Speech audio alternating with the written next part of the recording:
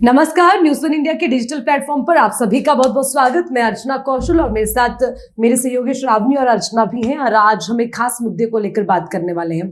मुद्दा महिलाओं से जुड़ा हुआ ही है और सबसे बड़ी बात यह कि जहां पर देश तरक्की कर रहा है, आगे बढ़ रहा है, तो उसी बीच एक देश की आज हम बात करने वाले हैं, बात इराक की।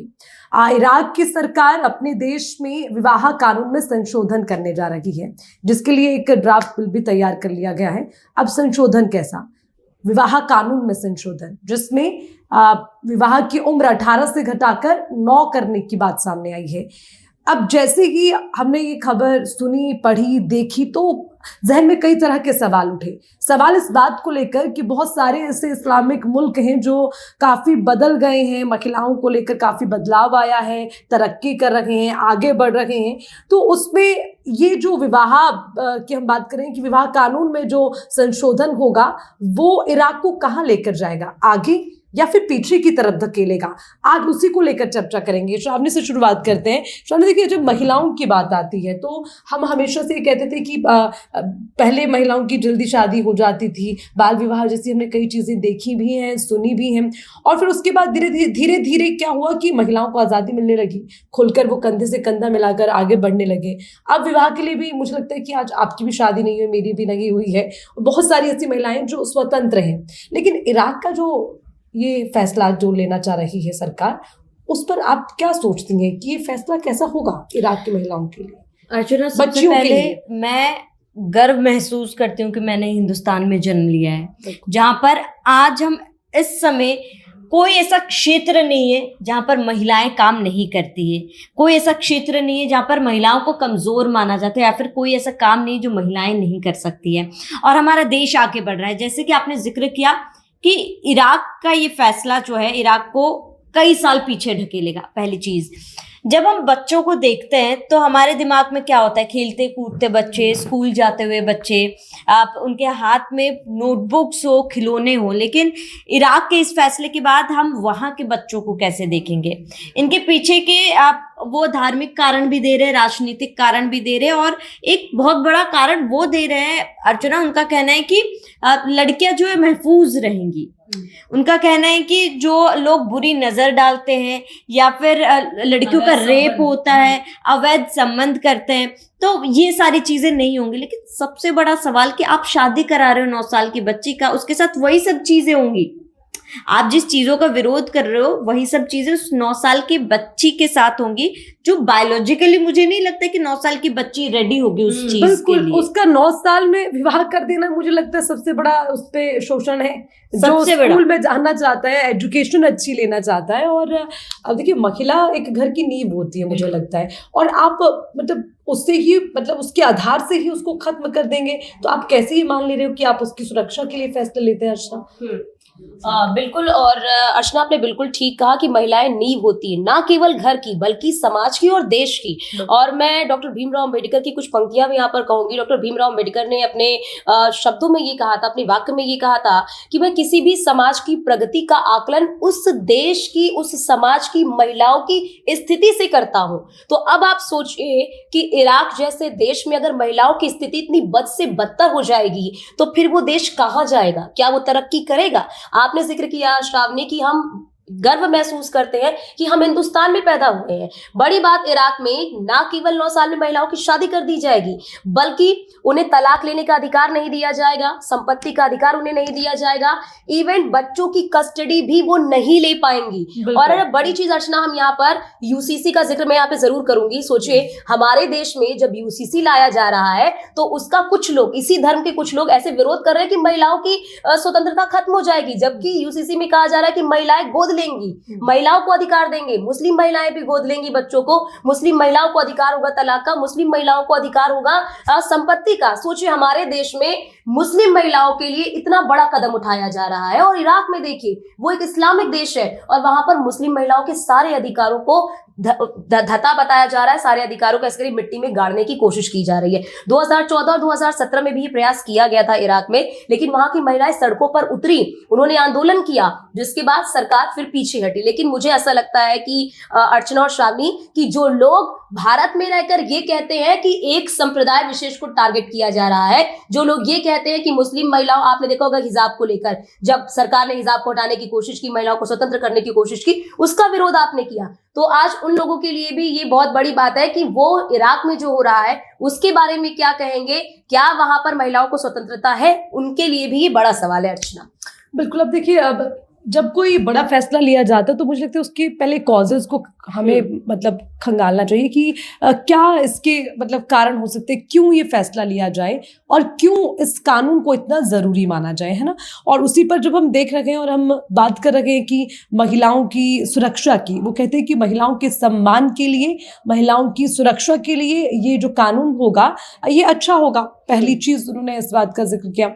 और फिर दूसरी चीज़ ये भी कि जितने वहाँ पर धार्मिक समाज या जितने कट्टरपंथी संगठन के लोग हैं वो इसमें बढ़ चढ़ कर आगे भाग ले रहे हैं। लेकिन मुझे लगता है कि वहाँ की जो महिलाएं हैं वो इस पर क्या सोचती हैं। मुझे लगता है उन्हें इस चीज़ का सबसे पहले अधिकार देना चाहिए, क्योंकि हर देश में रहने वाले की स्थिति अलग होती है, वहाँ का माहौल अलग होता है। लेकिन फिर भी मैं ये कहूँगी कि मुझे लगता है कि महिलाओं को लेकर शायद ही कोई इसमें हामी भर पाए कि एक 9 साल की बच्ची को क्या समझ है। आप उसको, और अर्चना सोचिए, उस 9 साल की बच्ची के साथ चाहे 25 साल का युवा लड़का हो, चाहे 50 साल का बुढ़ा हो, चाहे वो 60 साल का हो, कोई भी शादी कर सकता है, कितनी भी शादियां कर सकता है। सोचिए, उस बच्ची का जीवन तो वही खत्म हो गया। बिल्कुल। और ये मतलब आज सोचकर मुझे तो, खैर मैं अगर अपनी इस पर पर्सनल राय दूं तो मुझे ऐसा लगता है कि अब ऐसा नहीं होना चाहिए, किसी भी देश में नहीं होना चाहिए, चाहे वो इराक हो। जैसे श्राव ने कहा कि हमें खुशी होती है कि हम भारतीय हैं और हमने भारत में जन्म लिया, क्योंकि यहाँ पर महिलाओं को जिस तरह से स्वतंत्रता है तो हम खुद को खुशनसीब मानते हैं। लेकिन इराक के फैसले को लेकर मैं खुद से बहुत चिंतित हूँ। उन बच्चियों को लेकर मैं थोड़ा सा अगर इमेजिन कर पाऊँ तो वो 9 साल की बच्चियाँ जो अपने कंधों पर बस्ता लेकर स्कूल की तरफ निकलती थी और अब उनके कंधों पर होगा एक परिवार का भार, तो वो कैसा लगेगा। और उनके लिए, खासकर जिनके लिए ये कानून होगा, बिल्कुल, मतलब उनके लिए कितना सितम ढाने जैसा मुझे लगता है। ऐड करूंगी अब अर्चना, जब ये फरमान सामने आता है कि ड्राफ्ट तैयार हो चुका है, बस मंजूरी की देर है, कई ऐसे व्यक्ति जो 60 साल के हैं उन्होंने 9 साल की बच्चियां ढूंढना तक शुरू कर दिया है। ये खबरें भी आई थी कि उन्होंने 9 साल की बच्चों को ढूंढना तक शुरू कर दिया है। मुझे लगता है कि भलाई की आड़ में आप अंधकार में बच्चों को ढकेल रहे हो। उनका इसमें किसी भी तरीके की कोई भी भलाई नहीं है, किसी भी मेंटली नहीं है, फिजिकली तो है ही नहीं। और इसके साथ ही मुझे लगता है कि आप अपनी सोच को कहाँ लेकर जा रहे हो। आप कपड़ों पर पाबंदियां लगा रहे हो, आप महिलाओं के पढ़ाई के ऊपर पाबंदी लगा रहे हो, और अब एक तरीके से मुझे ये लगता है अर्चना कि आप जीने का अधिकार ही छीन रहे हो। एक मासूम से जीने का अधिकार जो है छीन रहे हो, उसका बचपन जो छीन के आप जीने का अधिकार ही छीन रहे हो। मुझे ऐसा लगता है कि इसमें वैश्विक संस्था को बिल्कुल हस्तक्षेप करना चाहिए। यूएन की जो संस्था है UNHRC, उनको इसमें बिल्कुल हस्तक्षेप करना चाहिए, क्योंकि वो बाल अधिकारों का संरक्षण करते हैं। और मुझे लगता है कि बाल अधिकारों का हनन है, एक बच्ची एक महिला के अधिकारों का ये हनन है। और मुझे इसमें लगता है कि यूएन का हस्तक्षेप बहुत जरूरी है। इराक को इस तरह के कदम उठाने से रोकना चाहिए, क्योंकि देखिए 9 साल की बच्ची, वो महिला भी नहीं कहेंगे उसे, हम एक बालिक भी नहीं कहेंगे, बालिक युवा कह लीजिए कि हम युवती भी नहीं कह सकते हैं उसको, अभी तो बच्ची है वो। और सोचिए, उस बच्ची का विवाह करके आपने उसकी जिंदगी को ही खत्म कर दिया। तो मुझे मतलब कितनी बड़ी बात है। मुझे लगता है कि जब ऑटोमन का साम्राज्य रहा था, 1918 की बात करते हैं, उस वक्त ये होता था कि बाल विवाह की एक प्रथा रही थी। और उस वक्त जैसे कि हम कहते हैं ना, पुरुष प्रधान देश जैसे हम बात करते हैं, तो वहां पर चाहे वो तलाक का अधिकार हो, जिसे आपने जिक्र किया, वो पुरुषों के पास था, महिलाओं को उस चीज की तब भी आजादी नहीं थी। तब से लेकर अब मुझे लगता है कि अगर इराक ये फैसला लेता है तो 10 या 20 नहीं 65 साल पीछे चला जाएगा, कई सदियों पीछे चला जाएगा। तो ये बड़ी विडंबना है मुझे लगता है इराक के लिए। इसके साथ ही मुझे ये लगता है, क्योंकि आपने जिक्र किया है कि वैश्विक संस्था को इस पर जो हस्तक्षेप करना चाहिए, लेकिन इसके साथ ही मुझे लगता है कि हम यहाँ पे बैठे, हम लोग को भी इसका विरोध जरूर करना चाहिए। जो लोग इस्लामिक देश से, इस्लाम धर्म से, उन लोगों को आवाज उठानी चाहिए, क्योंकि वो ज्यादा बेहतर तरीके से ये तमाम चीजों को समझ सकते हैं। तो केवल जरूरी नहीं कि आप इराक की हो तो आप विरोध करो। कोई चीज गलत हो रहा है तो जाहिर सी बात है हमें आवाज उठानी चाहिए। जो गलत है उसको गलत कहना और उसका विरोध करना जरूरी है, ताकि कि अगर हम यहाँ से विरोध करके कुछ बदलाव हम कर सकते हैं इन चीजों को लेकर, तो मुझे लगता है कि शायद उन बच्चियों का कुछ भला हो। बिल्कुल, मुझे भी ये लगता है कि इसके लिए आवाज़ उठाने की ज़रूरत है। और देखिए, मैंने पहले भी कहा कि जब कोई कानून आता है तो उसके दोनों पहलुओं को देखना होता है कि इसकी ज़रूरत क्यों है और जब ये कानून लाया जाएगा तो इसका प्रभाव क्या होगा। लेकिन दोनों ही हाल में मुझे लगता है कि ये फैसला कहीं से भी सम्मान योग्य है नहीं। बेशक बिल्कुल, अर्चना, कहा जा रहा है इसके पीछे जो तर्क दिया जा रहा है, वहाँ की जो सरकार है वो ये कह रही है, क्योंकि सिया सरकार है शायद वहाँ पर, तो उनकी तरफ से ये कहा जा रहा है कि महिलाएं अवैध संबंध करती हैं, जिससे महिलाओं के अवैध संबंध को हम रोकने के लिए ये ला रहे हैं। तो क्या आपको लगता है कि इससे अवैध संबंध रुकेंगे?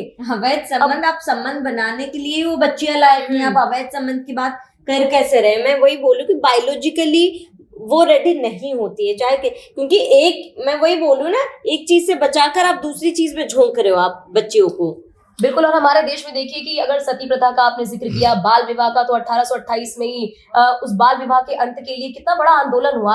आज हमारे देश में बाल विवाह को संपूर्ण तो नहीं, लेकिन बहुत तरीके से उसको खत्म किया जा रहा है। कितने कड़े कानून बनाए गए हैं। और अब तो देखिए कि अब महिलाओं को हमें स्वतंत्रता है, हम जब चाहे हम शादी करें, हम जिस क्षेत्र में चाहे करियर बनाए। तो मुझे लगता है कि ये अधिकार सभी महिलाओं को मिलना चाहिए, और चाहे शादी ना करें, हाँ, ये भी ये बड़ी चीज है। अधिकार हमें है और स्वतंत्रता है इस बात की। तो ये बड़ा प्राउड मोमेंट है हमारे लिए कि कम से कम महिलाओं को ये स्वतंत्रता है। और मुझे लगता है कि महिलाएं सब एक समान है, चाहे वो किसी भी देश में रह रही हो, तो सबको ही सम्मान मिलना चाहिए। तो आज हम इस मंच से मैं अपनी पर्सनल राय दूं तो मैं इसका खंडन करती हूँ कि ये कानून नहीं बनना चाहिए। ये सरासर गलत होगा उन तमाम बच्चियों के साथ जो अपने उज्जवल भविष्य की कामना करती हैं। खैर, ये हम सबकी राय है और इस पर आपका क्या कहना है ज़रूर कमेंट सेक्शन में लिखिएगा, क्योंकि बहुत ज़रूरी हो जाता है जब हमारे समाज में इस तरह की आवाज़ उठती है, इस तरह के फैसले हम देखते हैं, तो ये खासकर मतलब समाज में लोगों की मानसिकता को पीड़ा पहुंचाने जैसे है और इससे काफ़ी प्रभाव आसपास के दूसरे लगते देशों पर भी पड़ता है। तो अगर कोई गलत चीज़ है तो उसका खुलकर विरोध करना चाहिए, मेरी ये व्यक्तिगत राय है। आप कमेंट सेक्शन में ज़रूर लिखिएगा इस पर आपका क्या कहना है, और इसी तरह से हर नए मुद्दे को लेकर हर दिन आपसे जुड़ेंगे, अपनी राय रखेंगे। आज के लिए हमें दीजिए इजाजत। नमस्कार।